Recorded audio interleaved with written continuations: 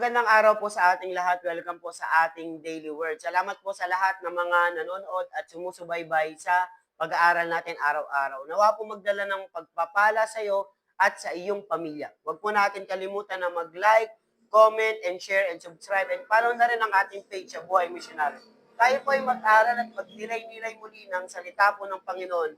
At itutuloy po natin ang ating series sa The Book of Proverbs. Nasa chapter 3 na po tayo, verse 11 to 26. Today po, ang topic natin is ang halaga ng may wisdom. No? Ang kahalagahan ng meron tayong wisdom. So, basahin po natin, aking anak, saway ni Yahweh ay huwag mamalitin, at ang kanyang pagtutuwid ay huwag mong itatakwil.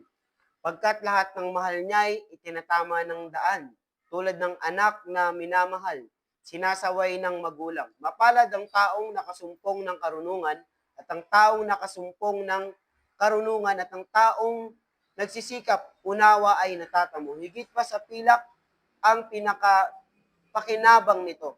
Sa alinmang alahas ay higit ang karunungan, at walang kayamanang dito ay may papantay. Mahabang buhay ang dulot ng kaalaman. May taglay na kayamanan at may bungang karangalan. So maaliwalas ang landas ng taong may kaalaman, at puno ng kapayapaan ang lahat niyang araw.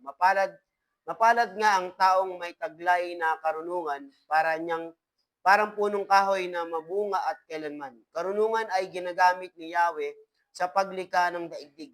Sa magitan ng talino, inayos niya ang buong langit. Dahil sa kaalaman niya ay umayos itong tubig, pumapatak na ang ulan mula doon sa langit. Ang aking anak, karunungan at ay wag babayaang makalipas at sa isipan at gunita. Pagkat dulot nito'y masagana at marangal na pamumuhay. At kung magkagayoy, lalakad ka ng matiwasay. Sa landas mo'y hindi ka matatalisod. Sa lahat niyang lakad, wala kang alalahanin. At lahat ng pagtulog ay masarap at mahimbing. Kahit ang pas nito'y bagyo ay dumating ng biglaan, hindi ka mababagabag tulad ng mga mangmang. Pagkat tiwala ko'y si Yahweh ang nakaagapay, at di niya hayaang sa bitag ikay masila. Oh, ganda po ng sabi doon, ano? Basahin ko po sa English, sabi doon, uh, my son, do not despise the Lord's discipline, and do not resent his rebuke. Because the Lord's love discipline those he loves. As a father, the son he delights in. Blessed are those who find wisdom, and those who gain understanding, for she is more profitable than silver, and yields better return than gold. She is more precious than rubies. Nothing you desire can compare with her. Verse 16 na, long life is in her right hand. In her left hand are riches and honor. Her ways are pleasant ways, and all her paths are peace. She is tree of life to those who make hold of her. Those who hold her fast will be blessed. Verse 19, by wisdom the Lord laid earth the foundation. By understanding he set the heavens in place. By his knowledge the watery depths were divided, and the clouds let the drop dew. My son, do not let the wisdom, understanding out of your sight. Preserve sound judgment, discretion. They will be life for you, or ornament to grace on your neck.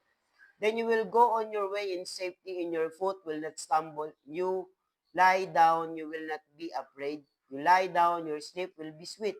Have no fear of sudden disaster, or ruin that overtake the wicked.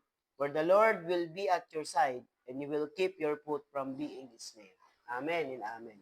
So ano po yung mga lesson po na pwede nating makuha doon?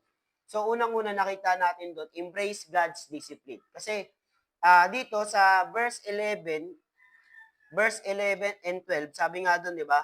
My son, do not despise the Lord's discipline, and do not resent his rebuke, because the Lord discipline those he loves, as a father his son delight in it.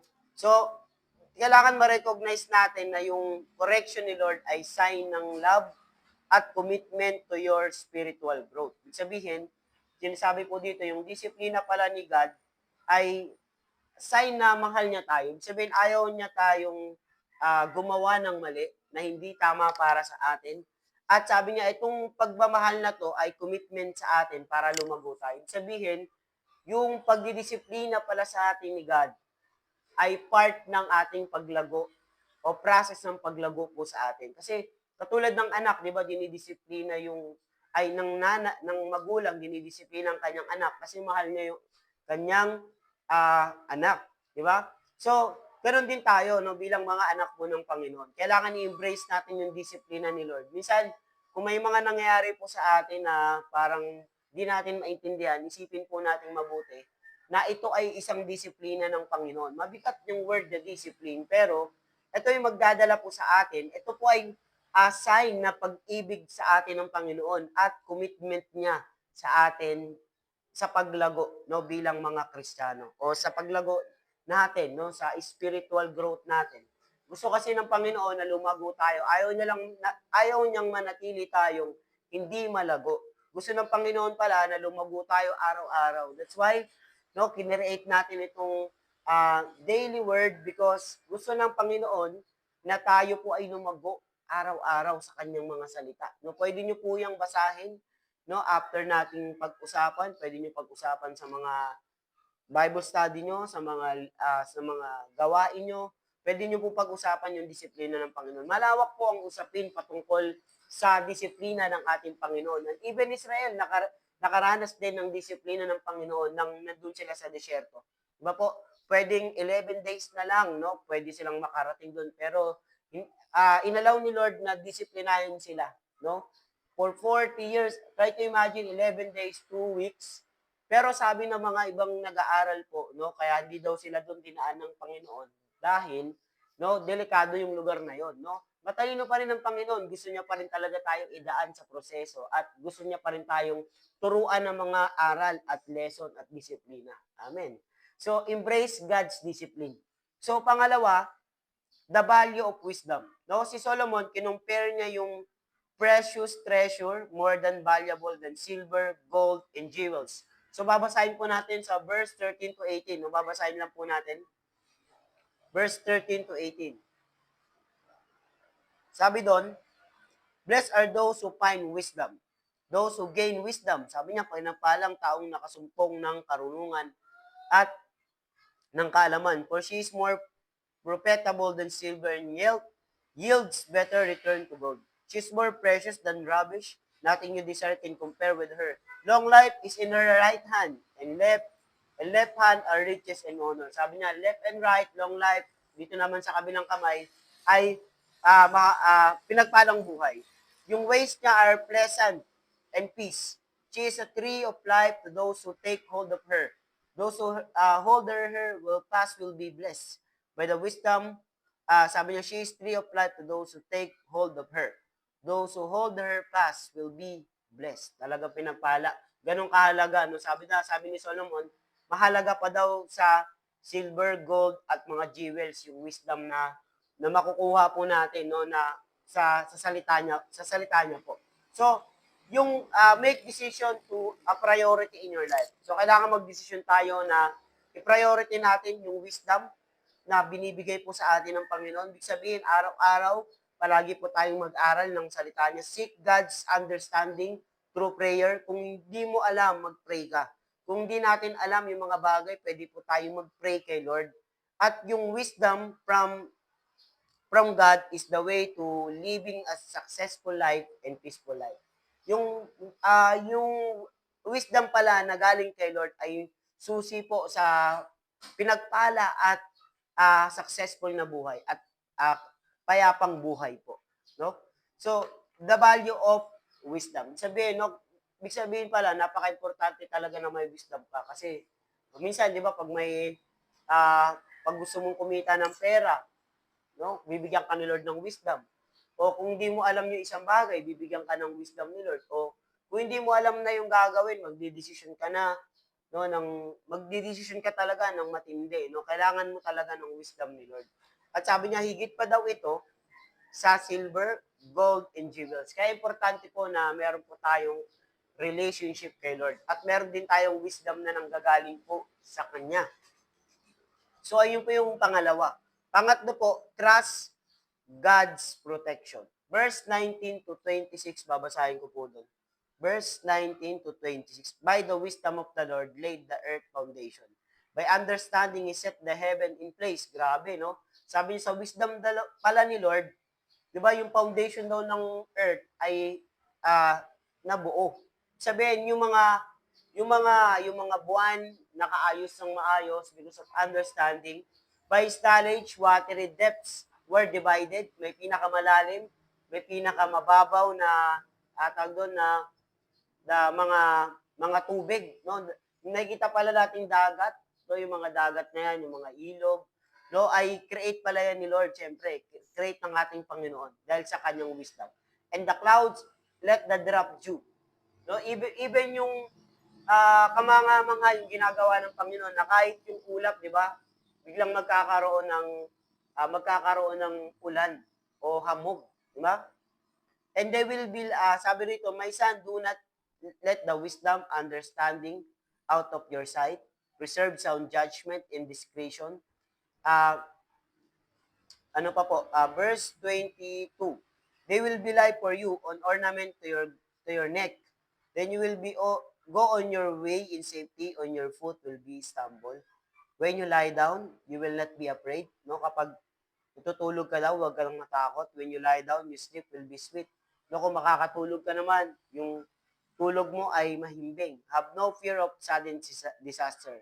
No, matutulog ka, no, hindi ka natatakot na mayroong mga mangyayaring mga sudden disaster. Or the ruin that overtake the wicked, for the Lord will be your side, will keep your foot from being snared.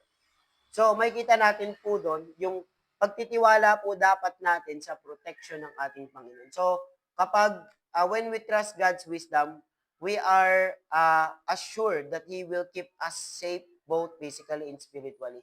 Kapag nagtitiwala pala tayo kay Lord sa wisdom niya, sa protection niya, no, assured tayo na He will keep us safe both physically and spiritually.